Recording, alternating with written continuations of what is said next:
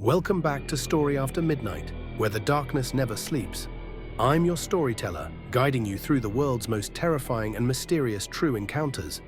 From haunted homes to ghostly sightings to strange and unexplained phenomena, I bring you the spine-chilling stories that will make you question what you thought you knew.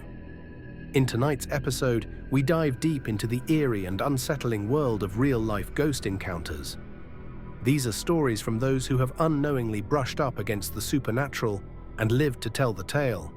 So find a quiet spot, dim the lights, and make sure you're alone, because the shadows might be closer than you think. Who knows what's lurking, watching, and waiting to make its presence known? Now let's step into the unknown. The darkness awaits us. She worked the night shift at a hospital. Then the ghosts came. I'm not someone who believes in ghost stories, or at least, I wasn't. When I started working as a nurse, I was all logic, science, and long shifts. I've seen life begin and I've seen it end. I've watched monitors flatline, held the hands of the dying, and comforted families through the worst nights of their lives. But nothing prepared me for the strange, quiet horror that crept through the halls of St. Emery's Hospital. I worked the night shift, 7 p.m. to 7 a.m. People call it the graveyard shift, like it's a joke, but after the things I've seen, that name fits a little too well. The first time something felt off, it was subtle. I was in the ICU, updating a patient chart just after midnight. The ward was quiet, only the faint beeping of machines and the hum of fluorescent lights. Then I heard a soft shuffle behind me. I turned, expecting to see one of the other nurses, maybe Jason or Carla, but no one was there. It wasn't creepy, not yet. Hospitals are full of noises. Doors creak, vents shift, people wander. But this was different. It felt like someone had been standing right behind me, watching. A few nights later, I saw her. Room 302 had been empty all week. We were short-staffed, so we closed it off. But I passed it around 3 a.m. and saw someone inside. A woman, pale-skinned, in a hospital gown, standing beside the bed with her back to the window. Her head was bowed like she was praying or crying. I stopped. I opened the door and said gently, "Ma'am, are you all right?" The room was empty, bed untouched, air cold. I remember every hair on my arm standing up. I checked the whole floor, thinking maybe a patient got up and wandered into the wrong room. But no one was missing. The nurses at the desk looked at me like I was crazy. I didn't tell them what I saw, not yet. I started noticing patterns. The elevator to the surgical wing would stop at the third floor at exactly 4:17 a.m. No one ever got on. No one ever got off. I watched it happen 3 nights in a row. Once, I stepped inside and pressed the door close button. It didn't move. I felt this crushing pressure, like being underwater. Then it dinged and the doors opened back to the same floor. Empty hallway. Then there were the patients. One elderly man, Mr. Vasquez, whispered to me, "That woman, she's always crying in the corner." He was in room 209 with a clear view of the hallway. I asked him what she looked like. He said, "She doesn't have eyes. She just stares." Another patient, sedated for post-op pain, kept saying, "Tell the boy to stop running. He's loud at night." There were no children on the floor. I wasn't alone in noticing these things. Carla, one of our most experienced nurses, pulled me aside one night and asked, "Have you seen them too?" She didn't say who. She didn't have to.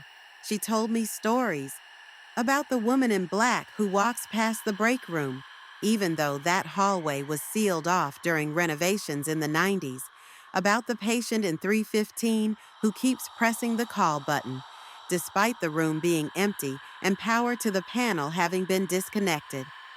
"There are stories," Carla said, sipping coffee like it was nothing, "about this place being built over the old Rosevale Asylum.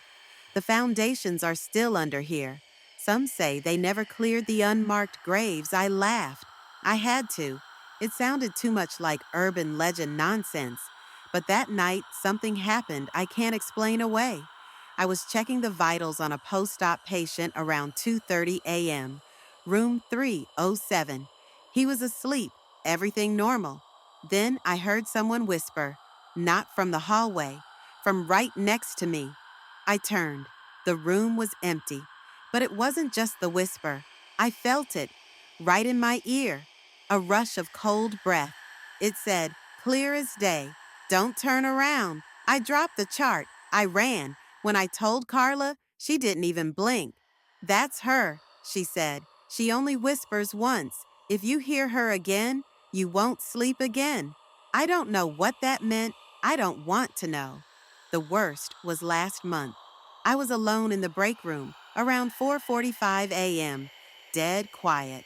I was staring into my coffee when I heard heavy breathing behind me. I turned, expecting someone half asleep needing caffeine. It wasn't a person. It was a figure, human-shaped but too tall. Its arms were long, too long, and it stood where the shadows bled into the wall. No face, no sound, just breathing. I blinked, and it was gone. I had a panic attack right there. Couldn't breathe, couldn't move. When I finally told the charge nurse, she nodded like it made sense. The shadow, she said. He's always in the break room. You're not special. That night, I finally broke. I asked our janitor, an old man named Leo, who'd worked there 30 years, if any of it was real. He just said, things live here, things that remember. We take care of the living, but they take care of the dead.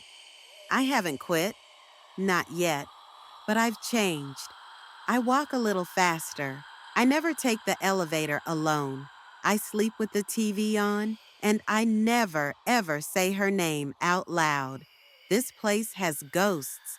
I know that now. They don't scream. They don't chase you. They just watch. And sometimes, if you listen carefully during rounds, you'll hear someone whisper something that no one living ever said. Thank you for joining me tonight on this eerie journey into the unknown. If these stories have left you with a chill down your spine, don't forget to like and subscribe for more spine-tingling tales. This really means a lot to me and helps to keep me on YouTube. And remember, there's always more lurking just around the corner. If you've ever experienced something strange, something unexplainable, feel free to share your own story in the comments below. You never know who else might be listening or watching. Until next time, keep your lights low, your doors locked, and your curiosity never at ease. Because at Story After Midnight, the darkness never rests, and neither do we.